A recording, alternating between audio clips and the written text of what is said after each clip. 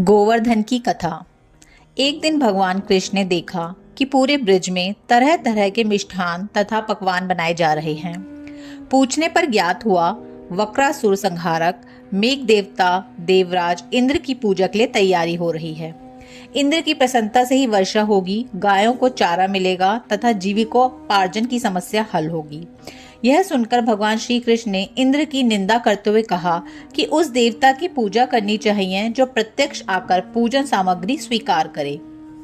गोपों ने यह वचन सुनकर कहा कि कोटि कोटि देवताओं के राजा की इस तरह से आपको निंदा नहीं करनी चाहिए। कृष्ण ने कहा, इंद्र में क्या शक्ति है जो पानी बरसाकर हमारी सहायता करेगा? उससे तो शक्तिशाली तथा सुंदर ये गोवर्धन पर्वत है जो वर्षा का मूल कारण है। इसकी हमें पूजा करनी चाहिए। भगवान श्री कृष्ण के वाकजाल में फंसकर सभी ब्रजवासियों ने चारों ओर धूम मचा दी। तत्पश्चात नंद जी ने ग्वाल गोपांगनाओं सहित एक सभा में कृष्ण से पूछा कि इंद्र की पूजा से तो दुर्भिक्ष उत्पीड़न समाप्त होगा, चौमासे के सुंदर दिन आएंगे, मगर गोवर्धन पूजा से क्या लाभ होगा? उत्तर में श्री कृष्ण जी ने गोवर्धन की भूरी भूरी प्रशंसा की तथा गोप गोपियों की आजीविका का एकमात्र सहारा सिद्ध किया। भगवान की बात सुनकर समस्त ब्रजमंडल बहुत प्रभावित हुआ तथा स्वर्गगृह जा जाकर समूधर मिष्ठान पकवानों सहित पर्वत तराई में कृष्ण द्वारा बताई विधि से गोवर्धन की पूजा की।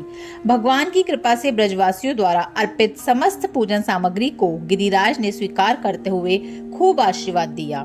सभी जन अपना पूजन सफल समझकर प्रसन्न हो रहे थे। तभी नारद इंद्र महोत्सव देखने की इच्छा से ब्रज आ गए।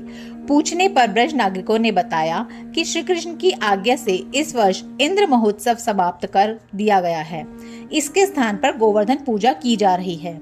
यह सुनते ही नारद उल्टे पांव इंद्रलोक में गए तथा खिन्न मुद्रा में बोले, हे राजन, तुम महलों में सुख की नींद की खुमारी ले रहे हो, उधर ब्रज मंडल में तुम्हारी पूजा समाप्त करके गोवर्धन पूजा हो रही है। इसमें इंद्र ने अपनी मानहानि समझकर मेघों को आज्ञा दी कि वह गोकुल में जाकर प्रलयकालिक मूसलाधार वर्षा से पूरा गांव तहस नहस कर दें। पर्वताकार प्रलयकारी बादल ब्रज की ओर उमड़ पड़े। भयानक वर्षा देखकर ब्रजमंडल घबरा गया।